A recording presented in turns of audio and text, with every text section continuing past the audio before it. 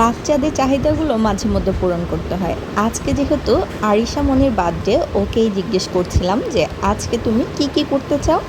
সব কিছু ওইভাবেই প্ল্যানিং অনুযায়ী হবে। সো আরিশাকে জিজ্ঞেস করেছি, মা বাসায় রান্না করব না বাহিরে খাবে? ও বলল যে না, বাহিরে খাবো। সো আজকে প্ল্যানিং হলো যে ও বাহিরে খাবে, বাহিরে ঘুরতে যাবে, বাহিরে খেলাধুলা করবে, দেন সে বাসায় আসবে। তো আর কথা নয়, তার কথা মোতাবেক আমরা হচ্ছে দুপুরে লাঞ্চের জন্য বের হয়ে গেলাম।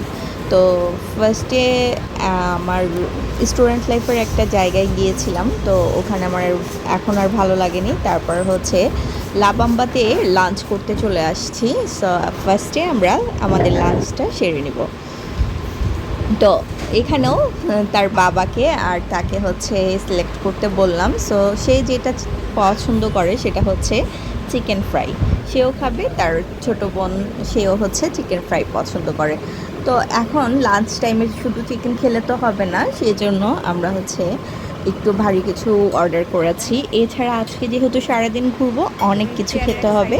সো ওইভাবে করে আমরা হচ্ছে আমাদের মেনুটা সিলেক্ট করে নিই। তো এই তো আমিও খাচ্ছিলাম, আর এখানে ফ্রাইড রাইসটা খুব টেস্টি ছিল, কারণ হচ্ছে এখানে কর্ন এবং হচ্ছে ডিম আরও বেশ কিছু ভেজিটেবল দিয়ে করেছে। বাট স্মেলটা একেবারেই ইউনিক ছিল। অনেক জায়গায় ফ্রাইড রাইস খেয়েছি, বাট লা বাম্বারটা একটু ইউনিক মনে হচ্ছে, ডিফারেন্ট মনে হয়েছে।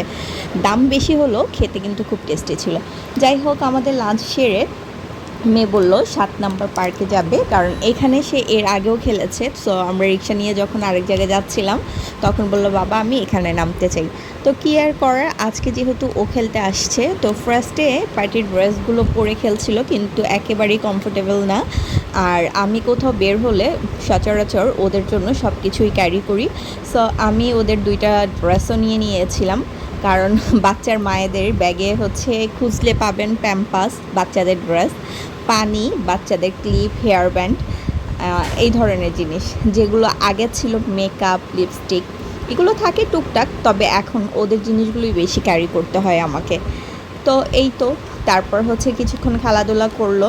মানে এসে ফার্স্ট ট্রিপে সে সব ধরনের খেলনাগুলো দিয়ে খেলেছে। এরপর বললাম যে আসো ড্রেসগুলো চেঞ্জ করে দিই, তাহলে একটু রিল্যাক্সে খেলতে পারবা। তো এই তো, এখন ওদের ড্রেসগুলো চেঞ্জ করে দিয়েছি। আরিশাকে কাছাকাছি কোথাও দেখতে পাওয়া যাচ্ছে না, কারণ সে হচ্ছে মানে তার যেখানে পছন্দ সেখানেই সে খেলতে যাচ্ছে। সো আমরা দুইজনই একটা জায়গায় বসে দুইজনকে হচ্ছে চোখ দিয়ে জাস্ট মানে কেয়ার করছিলাম যে ওরা কোথায় আছে, আর ওরা রিল্যাক্সে ওদের মতো করে খেলাধুলা করছে। ছোটোটা যদিও খুব বেশি দূরে যায় না, ও বাবা মার নিয়ারেস্ট থাকে। সো ওকে খুঁজতে আর কষ্ট হয় না, কিন্তু বড়টা হচ্ছে তুর বেশি করে। যাই হোক, আমি ওদের জন্য কিছু জুস এবং কিছু খাবারও নিয়ে গিয়েছিলাম, যেহেতু খেলাধুলা করছে আর বাহিরে গরম। সো এগুলো খাইয়ে দিলাম। দেন হচ্ছে আমরা চিন্তা করলাম যে আর একটু কোথাও যাওয়া যায়। এরপরে আবার নেক্সট আরেকটা প্ল্যানিং হচ্ছে তার মামার, এবং তার যেহেতু সেম ডেটে বার্থডে, সো একসাথে কেক কাটবো, তাই আমরা এখানে আর কেক কাটিনি। আর এরকম বাহিরের পরিবেশে আসলে কেক কাটতে গেলে অনেক প্রবলেম ফেস করতে হয়, কারণ হচ্ছে সব ধরনের মানুষ এসে দাঁড়িয়ে থাকবে। সো এটা আসলে হার্মফুল মনে হয় আমার কাছে। এরপরে বাহিরে বের হয়েছে, আমি যদি ফুচকা না খাই, মানে এই ফুচকাটা না খাই তাহলে কি হয়। এটা বরাবর আমি আপনাদের সাথে শেয়ার করি, কারণ অলওয়েজ আমার কাছে এই ফুচকাটা সবচেয়ে বেশি মজার লাগে। কারণ হাই ফাই রেস্টুরেন্টে গিয়েও কিন্তু এই টেস্টটা পাওয়া যায় না।